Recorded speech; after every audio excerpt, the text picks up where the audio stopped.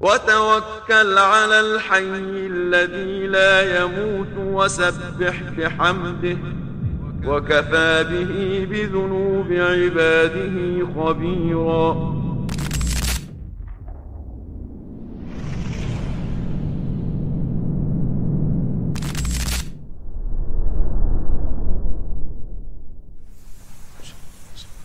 Bismillahirrahmanirrahim.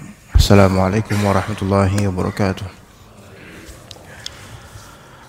Innal hamdalillah nahmaduhu wa nasta'inuhu wa nastaghfiruh wa na'udzu billahi min shururi anfusina wa sayyiati a'malina may yahdihillahu fala mudilla lahu wa may yudlil fala hadiya lahu. Asyhadu an la ilaha illallah wahdahu la syarika lahu wa asyhadu anna Muhammadan abduhu wa rasuluhu la nabiyya ba'dahu. Amma ba'd. Kita lanjutkan pengkajian kitab Meraih Keberkahan Ramadan, masih di tips menghafal Al-Quran. Di pekan lalu, di pertemuan lampau kita telah membahas beberapa hal yang dapat membantu seseorang dalam menghafal Quran, yaitu pertama, berdoa kepada Allah dengan ikhlas agar diberikan kemudahan dalam menghafal Al-Quran. Dia doanya dengan ikhlas dan dia ngafalin juga ikhlas lillahi ta'ala. Kedua, tasmi', yaitu memperdengarkan semampunya apa yang sudah dihafal kepada seorang qari atau hafiz yang baik bacaan dan hafalannya. Atau kalau memang sungkan atau tidak ada qari atau hafiz, maka mungkin ke istri misalnya atau ke suami, diminta diperdengarkan selama istri atau suami tersebut benar bacaannya. Ketiga, mengulang-ulang ayat yang telah dihafal secara terjadwal dan berusaha untuk disiplin. Jadi diulang-ulang ayat. Dengan pengulangan atau murojaah, dengan pengulangan dan atau murojaah, maka ayat itu semakin melekat. Keempat, menggunakan satu mushaf yang sama. Artinya tidak berganti-ganti mushaf. Yakni jenis mushafnya tidak ganti. Kalau memang terbiasa dengan mushaf Madinah, maka pakai mushaf Madinah itu, bentuknya yang seperti itu. Mau cetakan manapun, maksudnya mau label apapun, tapi yang penting bentuknya bentuk font atau huruf-huruf yang biasa di mushaf Madinah. Karena kalau seseorang menghafal dengan mushaf beragam, dengan model beragam dari mushaf, maka khawatir terjadi tasyattut, yaitu ketercerai-beraian, ya, tidak bisa istiqomah, tidak konsisten karena fontnya agak sedikit berbeda gitu, atau bahkan tata letaknya berbeda, bisa aja ya. Jadi harus dari satu mushaf. Kemudian yang kelima, mengulang-ulang ayat yang dihafal 10 kali atau 20 kali, boleh juga lebih, dan sambil berdiri, duduk atau sambil berjalan.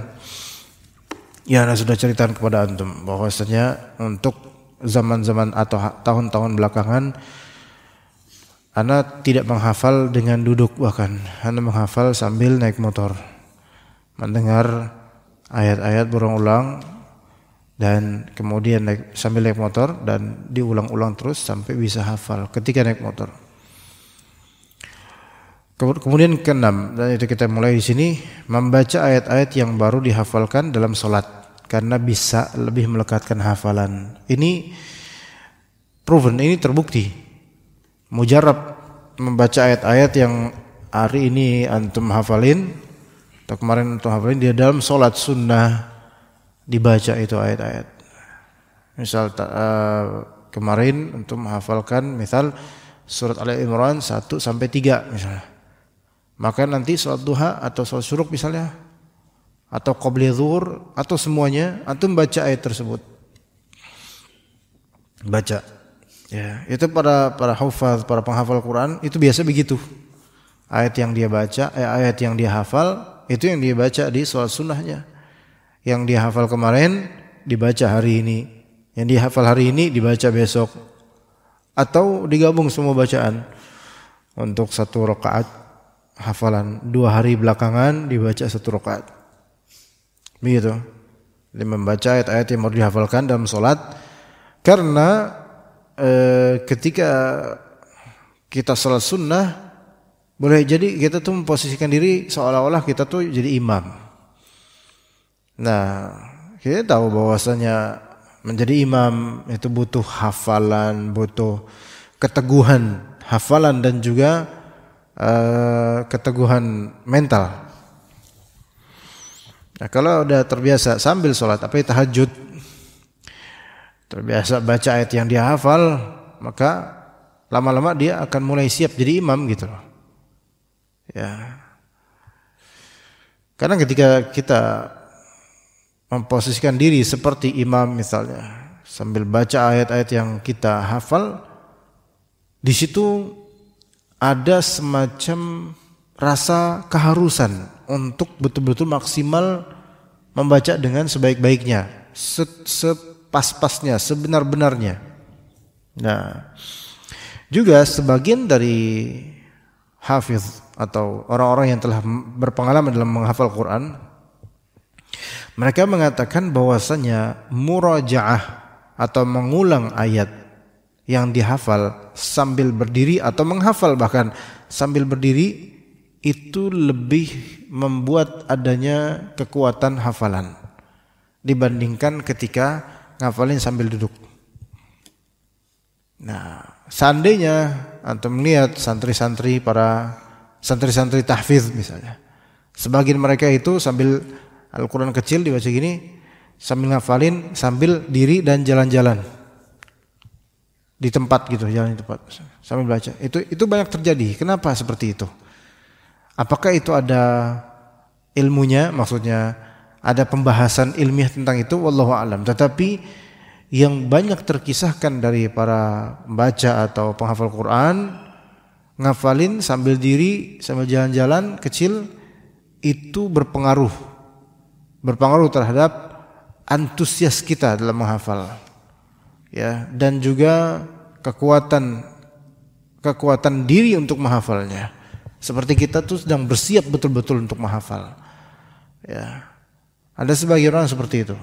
Kemudian ketika misal sebagian orang kalau dia ngafalin diem gitu, dia duduk gitu, itu malah kurang kuat gitu, kurang kuat.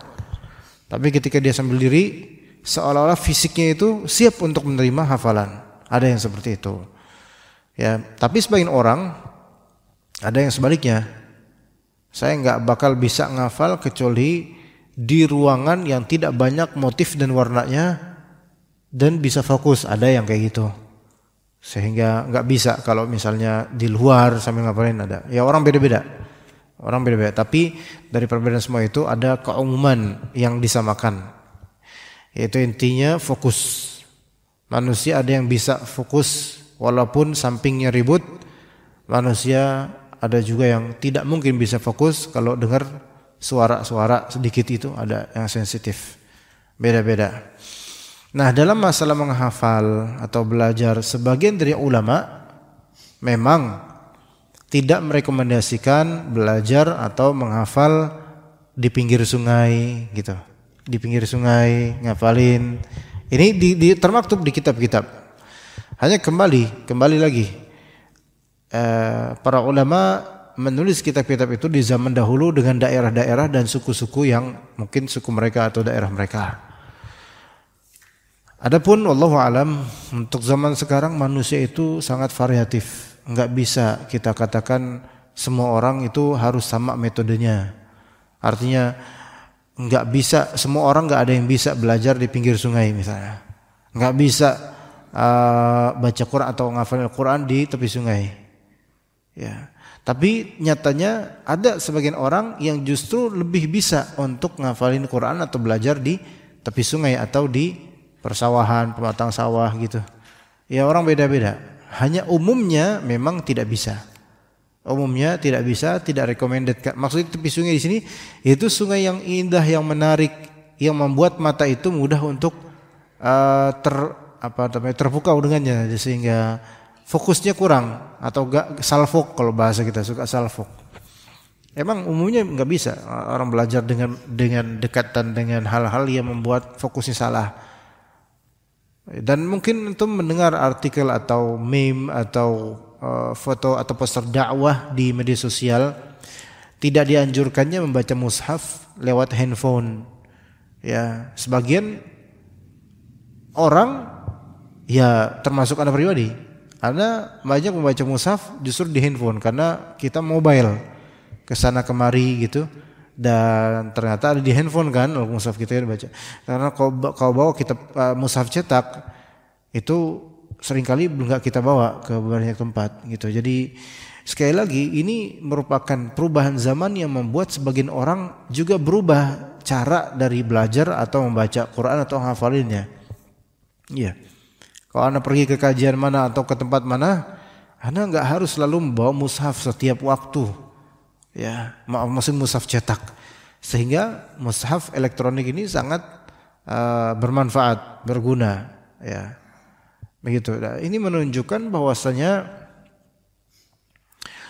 belajar atau murajaah atau melekatkan hafalan atau menghafal itu ada garis keumuman yang umumnya seseorang itu memang harus begitu umumnya gitu, seperti harus fokus dan seterusnya. Tapi di beberapa rinci tata cara, sifat dan bagaimananya itu banyak yang berbeda-beda. Banyak yang berbeda-beda. Nah, maka orang-orang yang berpengalaman lah mereka yang lantas memberi nasihat. Dan juga setiap manusia itu hendak mencari cara yang lebih cocok dan lebih menyenangkan buat dia dalam menghafal Quran. Kalau dia bukan di pondok tahfidz, ya. Ketujuh, membaca terjemahan dan tafsir ayat yang telah dihafalkan. Nah, ini merupakan salah satu unsur penting atau faktor terbesar yang membuat kita itu cinta dengan apa yang kita baca atau kita hafal.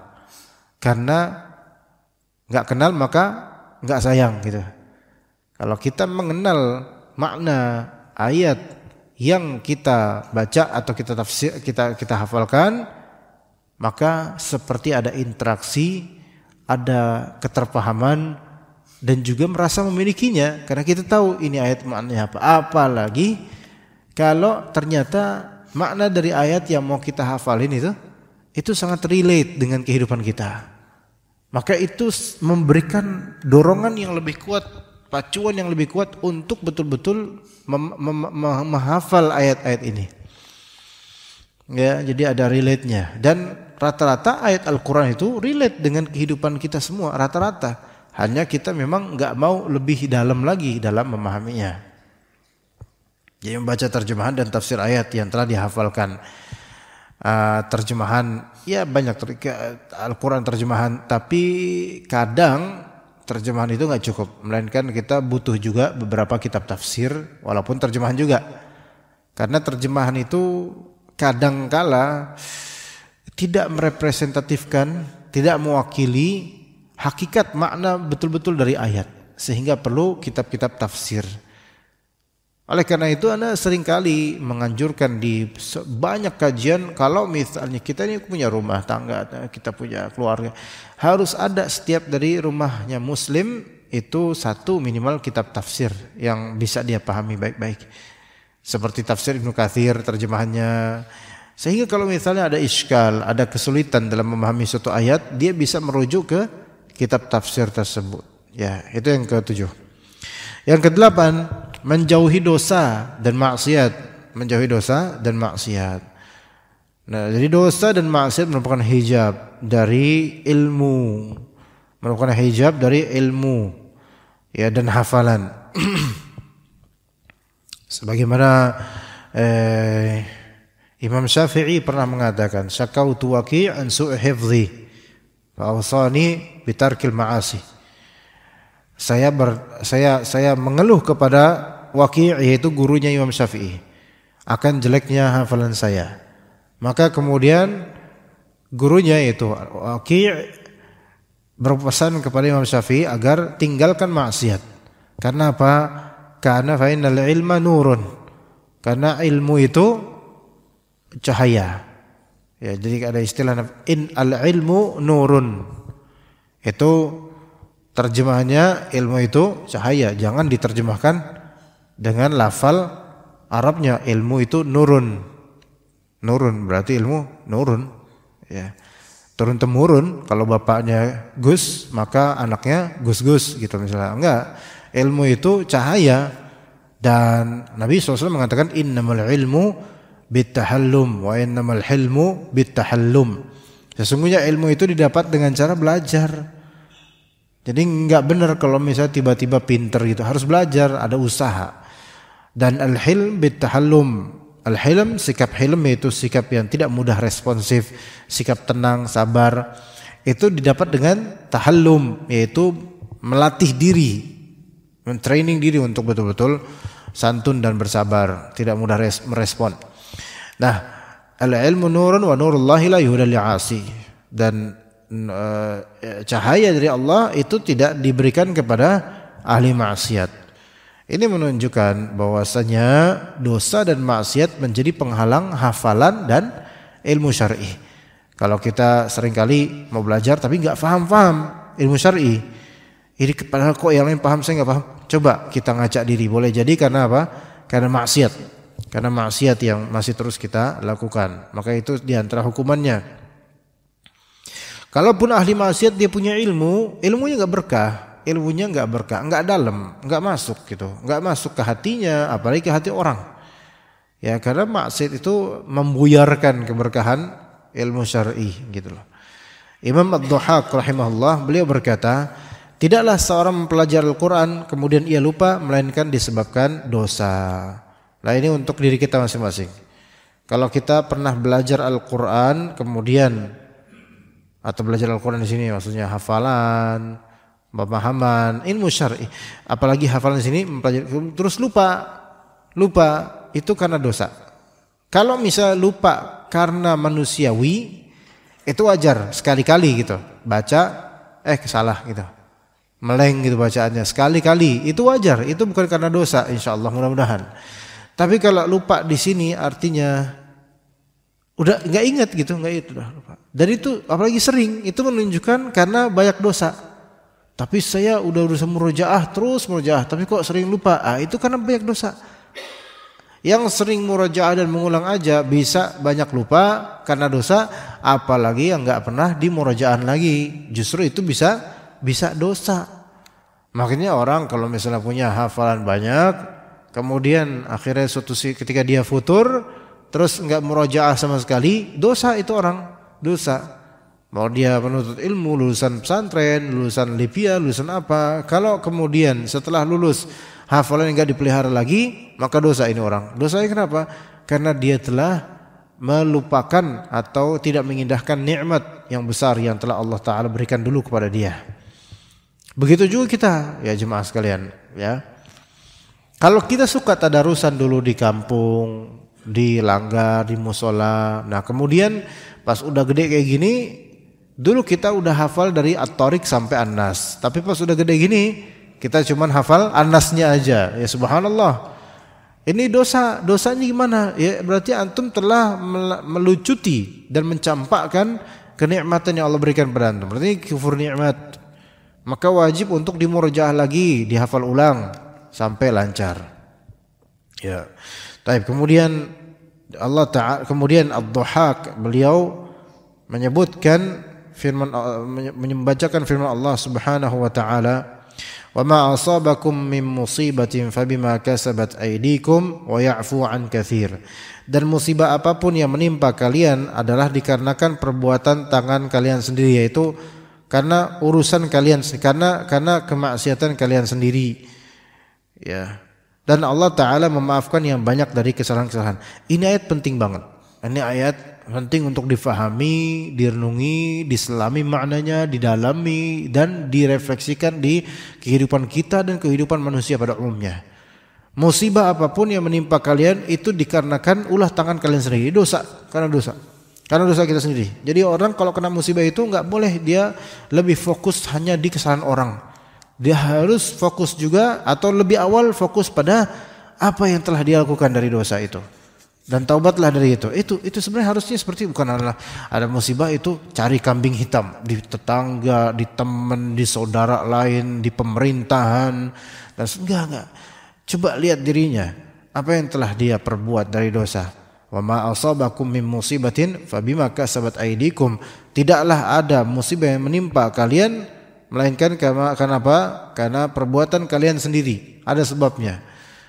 Walaupun seolah-olah antara dosa lama kita dengan musibah sekarang itu enggak relate, enggak ada korelasi, tetapi Allah Ta'ala punya hikmah, punya kebijaksanaan. Ya, sampai suatu ketika ada seorang dari ulama salaf itu terlilit hutang yang sangat banyak di usia tua. Maka kemudian dia bilang, ini saya terlilit hutang di usia tua kayak gini karena apa? Karena dosa saya 40 tahun lalu. Dulu orang salaf, para ulama salaf, mereka itu saking sedikitnya dosa sehingga apa? Mudah mengcapture dan mudah melihat apa dosa yang telah dilakukan dan mudah menangisi akan hal itu. Nah, kalau kita orang sekarang ini dosanya kebanyakan. Nah, karena saking banyaknya sampai kita nggak bisa mempicking atau mengetahui dosa ini saking banyaknya. Saya kayak gini nasibnya dapat musibah karena dosa yang mana ya? Saking nggak tahu, saking banyaknya. Ya, saking banyaknya. Kayak misalnya ketika jadi ustadz nih ngajar suatu kaidah misalnya, contohnya itu bejibun banyak banget. Saking banyaknya Anda jadi bingung mau milih contoh yang mana karena saking terlalu banyak. Itu di antara kiasan contoh. Nah, kita melakukan banyak hal dari kesalahan-kesalahan dibandingkan dengan salafus soleh. Mereka itu seperti baju putih yang ada noda sedikit langsung ketahuan. Kita seperti memakai baju hitam di sini. Udah noda banyak tapi kita ngerasa nggak ada apa-apa. Kalaupun ada ternyata emang banyak banget gitu loh. Nah, itu menghalangi dari ilmu syar'i, menghalangi dari pemahaman syar'i, menghalangi dari hafalan ayat-ayat. Udah gitu, sebenarnya itu balasan dari Allah, dapat musibah. Wa ya'fu an katsir, dan Allah memaafkan banyak dari kesalahan-kesalahanmu. Subhanallah, sebenarnya gini kaidahnya jemaah sekalian. Kalau kita dapat takdir yang buruk atau musibah, perlu diketahui bahwasanya we deserve it. Kita berhak mendapatkan ujian atau musibah ini. Dan sebenarnya kita lebih berhak mendapatkan lebih dari ini musibahnya. Karena apa? Karena musibah yang sekarang terjadi pada diri kita misalnya, itu refleksi atau hukuman dari beberapa dosa kita. Sementara kata Allah, wa ya'fu an katsir, dan Allah memaafkan banyak lagi dari kesalahanmu. Sehingga kalau semua kesalahan yang kita lakukan langsung Allah Ta'ala balas, niscaya musibah itu enggak sekecil ini, lebih besar jauh dari ini. Kita deserve more, kita berhak mendapatkan lebih banyak musibah karena dosanya banyak banget. Nah, tapi Allah Ta'ala pemaaf dan tidak menjadikan semua maksiat itu langsung Allah Ta'ala balas, saking maha merahmatinya Allah Subhanahu Wa Ta'ala. Maka Imam Ad-Dhahhak beliau berkata, musibah apakah yang lebih besar dibandingkan terlupa dari Al-Quran? Ya, musibah apakah yang lebih besar dibandingkan terlupa dari Al-Quran? Ya. Nanti kita nggak tahu nih, kajian ini mungkin nggak sampai syuruk sepertinya ya, karena anak sepertinya harus ada istirahat nantinya. Taib yang ke-9 diantara cara atau tips untuk menghafal Quran yang 9, menentukan jadwal yang teratur, schedule yang munazzam, yang teratur, jadwalnya diatur lagi untuk menentukan batas hafalan harian, apa yang dihafalkan setiap hari itu tentukan. Dalam seminggu saya hafalkan tiap hari, satu hari berapa ayat gitu, atau dalam seminggu saya hanya menghafal di hari Senin, Rabu, Jumat, dah gitu misalnya. Ya, ta'yin atau menentukan seperti ini membuat kita itu lebih teratur, dan orang zaman sekarang itu harus lebih teratur gitu. Kalau apa-apa nggak diatur, nggak teratur, nggak terjadwal, itu jadi messed up, jadi jadi berantakan, scattered gitu, jadi berantakan ya. Kayak foto-foto yang bertebaran, puing-puing yang bertebaran, jadi nggak jelas ya. Melainkan harus diatur. Makanya jadwal orang kursus itu biasanya diatur. Kuliah bagi karyawan diatur, hari apa aja. Nggak bisa semaunya, nggak bisa. Dan rata-rata kalau saya hari ini pengen ini besok nyantai, besok lihat besok lah gimana. Itu kalau ngehafal kayak gitu caranya, nggak ada target, nggak ada pengaturan jadwal, itu biasanya nggak jadi. Biasanya terputus dan nggak jadi. Makanya memang harus ada pengaturan. Syukur-syukur lebih bagus lagi pengaturan ini ada partner dan pengingatnya. Kalau misalnya kita belajar di aplikasi di YouTube, di Android misalnya atau di Apple atau lainnya, kita belajar bahasa baru, kita belajar ilmu baru di sini pakai aplikasi. Itu kadang ditawarkan berikan jadwal. Jadi kita ditawarkan mau jadwalnya gimana, hari apa aja Anda akan melakukan ini misalnya, hari apa aja Anda akan latihan.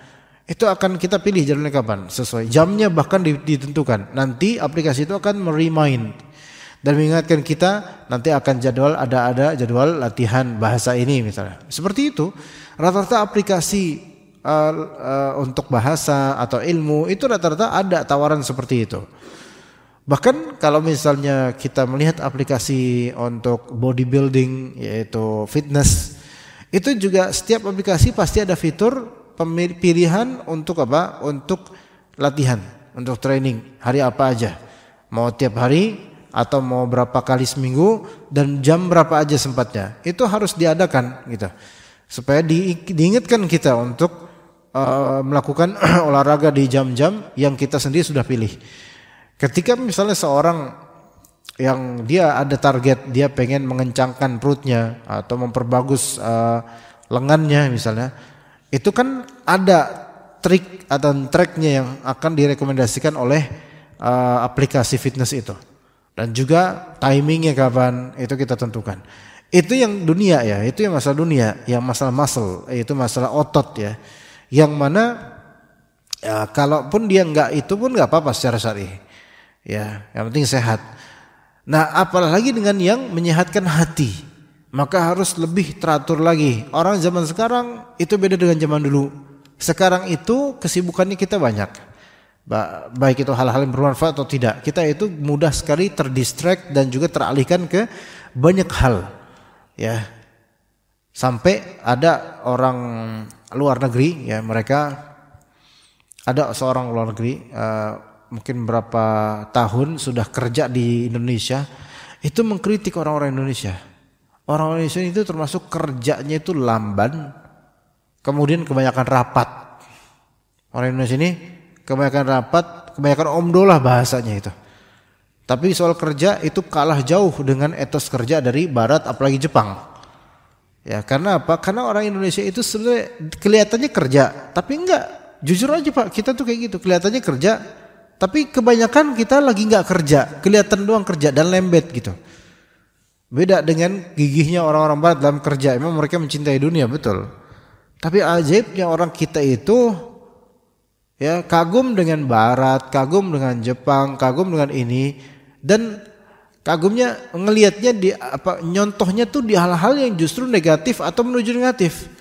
Seperti pergaulan bebasnya, liberalnya diambil, kemudian laki perempuan bagaimana berhubungan itu yang diambil, dan hal-hal yang sebenarnya merugikan yang diambilnya. Giliran gigihnya, giliran betul-betul tepat waktunya, giliran betul-betul ketika ada sesuatu target itu betul ingin mencapainya, itu enggak diambil oleh orang kita. Diambil versi negatifnya aja. Subhanallah. Coba kita ambil misalnya contoh kegigihan atau ketekunan orang-orang Jepang misalnya. Kita enggak ngambil itunya. Kita ngambil hal-hal lainnya misalnya. Kita ngambil misalnya ya harus ada emansipasi wanita lah, ada ini dan seterusnya ya. Maka coba kita ini punya pengaturan ya dalam hidup sehingga ketika schedule dan juga pengaturan itu sangat baik, maka insya Allah tertata hidupnya, tertata ya. Diusahakan untuk tidak menyelisih aturan dan atau tidak mengubah-ubahnya kecuali karena ada hal-hal yang darurat untuk dilakukan. Ya, usaha betul-betul sesuai dengan rel, sesuai dengan jadwal yang dia tentukan sendiri. Kemudian yang ke-10, hendaknya ayat yang dihafal sedikit aja setiap harinya. Enggak apa-apa sedikit aja setiap harinya agar lebih melekat. jangan kebanyakan. Jangan membebani diri di luar kapasitas kita, jangan. Sedikit aja.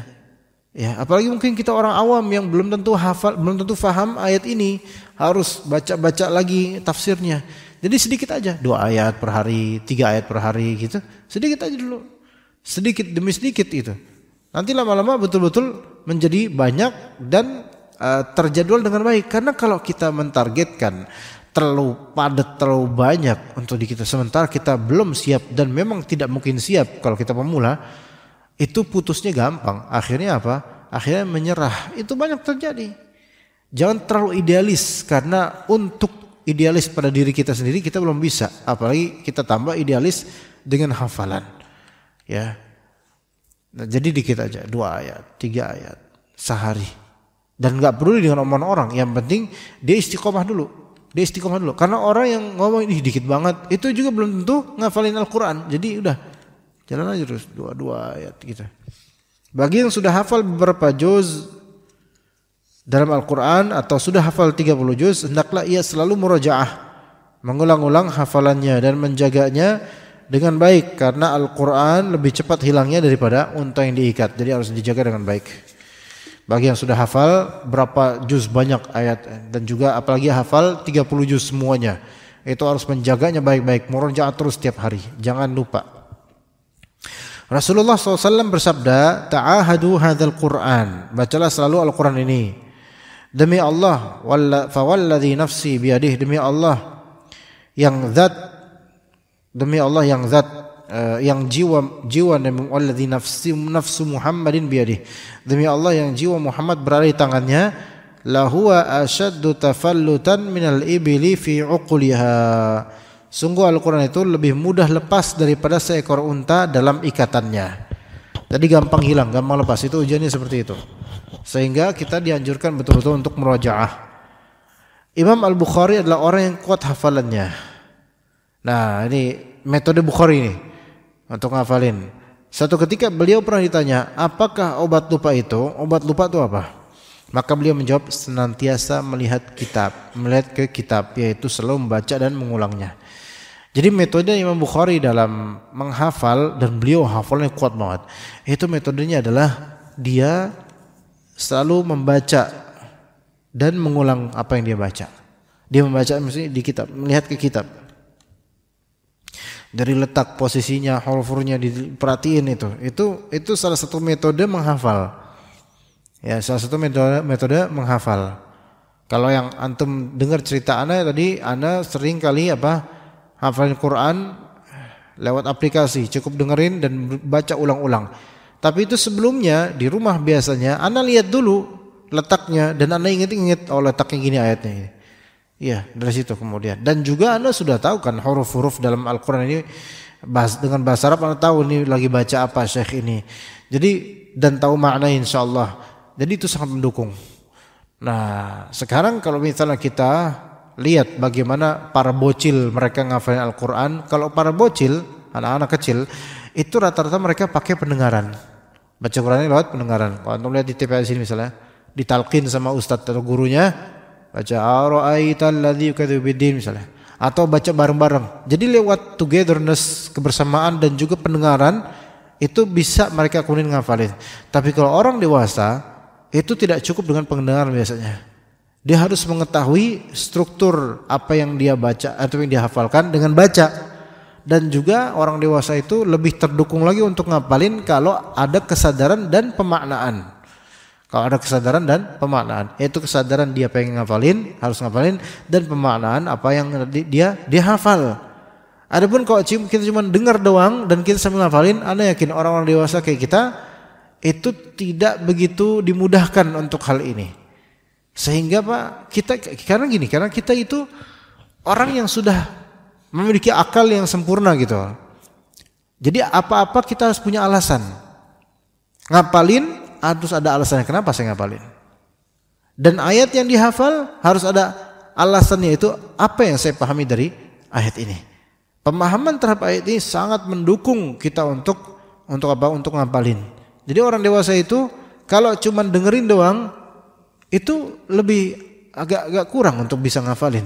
Tapi ketika dia paham goalnya apa, tujuannya apa saya ngafalin, dan dia paham apa yang dia hafalin, maka itu insya Allah akan sangat mendukung bagi orang dewasa. Kita yang udah banyak pikiran, udah banyak urusan, banyak beban, buat ngapalin aja udah susah sebenarnya. Ya maksudnya susah di sini adalah apa? Karena banyak teralihkan dengan kesibukan. Nah, cara untuk meminimalisir kesulitan itu adalah yaitu baca, pahami baik-baik, lihat bukunya. Ya gitu, lihat Al-Qur'annya, lihat nasnya, lihat teksnya, pahami baik-baik dan punya tujuan dari itu. Maka insya Allah itu akan. Adapun anak-anak kecil, bocil-bocil, ya, itu beda dengan kita cara mereka ngafalin. Mereka itu anak-anak yang memang tidak ngerti ilmu ini bakal penting buat mereka. Anak-anak ini nggak ngerti, tapi mereka bisa cepat lebih paham daripada kita. Karena apa? Karena metode anak-anak yang memang pertama mereka memang nggak punya beban ya untuk itu, nggak punya beban kehidupan lebih gitu kan. Kemudian kedua, mereka disuguhi penyimakan. Adapun yang dewasa seperti kita yang sudah punya banyak beban hidup ya, maka perlu reasoning, pengalasan dan apa alasannya kita menghafal Quran dan apa makna dari apa yang kita hafal. Gitu. Coba orang-orang misalnya nih, antum lihat para perempuan-perempuan yang hobi Koreaan, hobi nonton Korea, atau misalnya laki-laki ini hobi nonton India, tapi nggak ada subtitlenya, jadi nonton doang. Kira-kira apa yang dia dapat? Nggak ada. Dia cuma dapat muka artis doang. Dia nggak tahu apa arti, nggak tahu. Ya, antum misal nonton film Ukraina, produksi Ukraina misalnya. Pertama itu Ukraina di mana? Atau jangan Ukraina, masih populer tuh. Itu produksi film dari Trinidad and Tobago. Satu negara itu. Pertama antum nggak tahu tuh negara di mana. Terus kemudian bahasa apa, subhanallah, nggak ada subtitlenya. Baik transkrip dari apa yang diucapkan dari bahasa Trinidad and Tobago atau terjemahan ke Indonesia atau ke Inggris, nggak ada. Jadi antum nonton orang lagi ngobrol gitu aja. Kira-kira masuk apa ke hati antum? Nggak ada sama sekali. Maka perlunya kita orang dewasa untuk lihat ini. Ya. Anak-anak kecil ngapalin apapun itu, mereka nggak ngerti apa yang mereka hafal. Waktu anak juga masih SD pun, atau antum semua misalnya, antum ketika baca Qul huwallahu ahad, emang pas kita bocil dulu kita tahu artinya apa? Nggak tahu. Tapi kok bisa hafal? Karena dengar murajaah, dengar lagi, karena masih sofyudhin, yaitu bekal otaknya itu masih ada space ya. Ada bagus lah, masih murni lah, masih soft ya, masih jernih. Kok sekarang kan udah banyak muatan dan sebagainya, mungkin kotor lagi. Nah ini agak sulit. Jadi harus paham, ngelihat bukunya, paham letaknya, ngelihat kitabnya, paham letaknya, kemudian paham maknanya. Insya Allah itu sangat mendukung insya Allah Taala. Ya mungkin cukup sampai sini untuk masalah tips menghafal Al-Quran. Selesai insya Allah. Di esok hari Jumat subuh, Jumat pagi insya Allah kita akan bahas pembahasan di bulan Ramadan, pintu-pintu surga dibuka insyaallah taala. Sallallahu ala nabiyina Muhammad wa ala alihi wa sahbihi ajma'in. Jazakumullahu khair jazaa atas kehadiran antum semua. Subhanakallahumma bihamdika asyhadu an la ilaha illa anta astaghfiruka wa atubu ilaik. Assalamualaikum warahmatullahi wabarakatuh.